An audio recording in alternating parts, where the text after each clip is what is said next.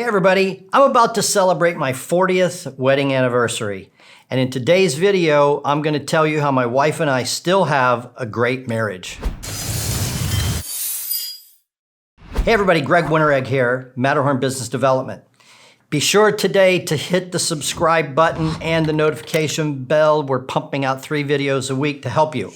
Now today's video is about marriage. Now, you may say, well, that's not business related or whatever, but as far as I'm concerned, it absolutely is. And to me, if you're happy at home, you're happy at work, you have a great life. So I'm not going to sit here and pretend that it's been 40 years of wedded bliss.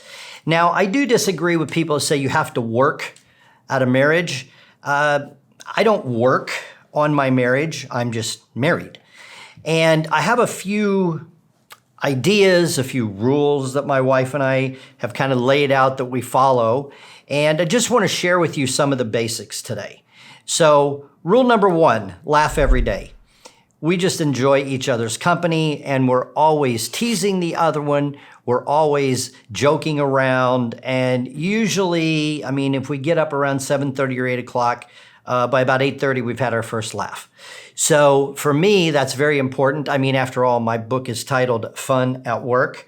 So she and I have kind of joked about writing another book together, Fun in Marriage. So rule number 1 is we're going to laugh every day and we're going to enjoy each other's company. Now, rule number 2 is whenever there's a disagreement, we handle it right away. And I know how it is. You're at home, you've got children, and there's all kinds of schedules and deadlines and things are happening. And you're like, we'll talk about it tomorrow. So we know that it doesn't get talked about tomorrow. And it's sort of like a wound. You get a paper cut and sometimes it just heals up right away. But then other times that paper cut gets infected. And then day after day after day, it starts to get more and more raw. And just when you touch it, it hurts. Well, that's kind of what happens when there's an upset that's not resolved. So a rule that we made, and I don't know when it was, 20, 30 years ago, is like, we're not going to go to bed on an upset. So really all we have to do is just sit down and talk it through and talk about it. After all, we loved each other enough to get married. We loved each other enough to have 3 great children. And so there's no reason that we can't sit down and just talk it out. Now that kind of blends in to the 3rd rule is we're not trying to change each other. We know who the other is. And maybe when you get married, it's not like you fully understand and know all the idiosyncrasies of your partner. But now after 40 years, we definitely know each other's idiosyncrasies and we're not trying to change the other person. And so what we do is we understand what this person likes, we understand what they want to do, and then we're willing to go with it.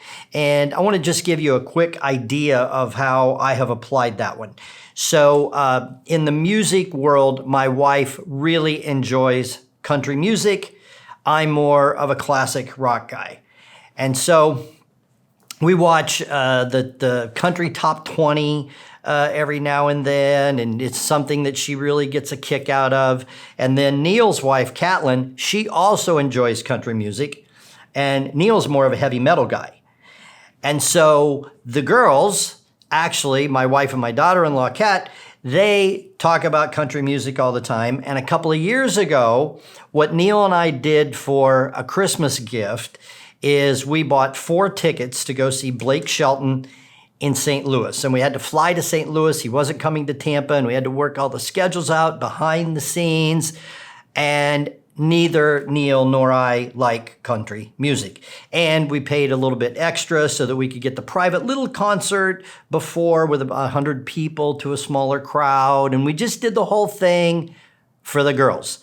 But I guess the point here is we understand our partners and we're going to help them have a great life, even if it means like not something that we exactly want to do. And we're not trying to change them into liking what we like.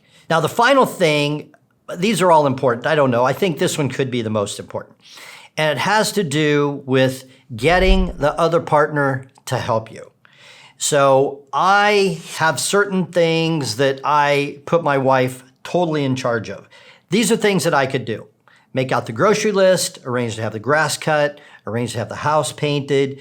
But tell you what I've done is anything that has anything to do with the house, that's her job.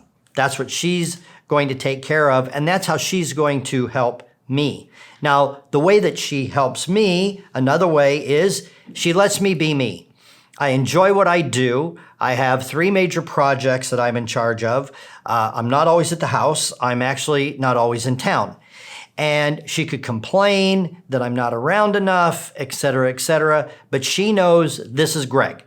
And Greg has to get out, help people, take on these major projects, maybe even take more risk than what she might even be comfortable with, but she completely trusts me and allows me that space so that I can do that. And then I allow her to help me pack if I'm going on a trip. And then I help her with things that she needs and provide for the house. And so basically, to me, the key part here is we help each other. And I find things that I know she's good at, things that she would enjoy doing that I could do, but then I give that task to her and then she helps me. So last year, we're approaching our 39th anniversary, and maybe even on the day of our anniversary, I said, still on our honeymoon, baby. And she said, no, we're not. I'm like, oh boy, did I upset her? And she looked right at me and said, this is better. And you know what? She's actually right, because we know each other better. We grant each other our space and each of us what we like to do. We are having so much fun in our marriage. And these are just a few of the basics that helps me have just a fantastic life. I love my life. I'm having a blast. If it didn't merge over into my marriage, I wouldn't be having a great life. So I hope this has been helpful. I think it's very sad that over half of the marriages today end up in divorce. And I hope that this video helps you all sort out a few things in your relationship so you can have a great life too.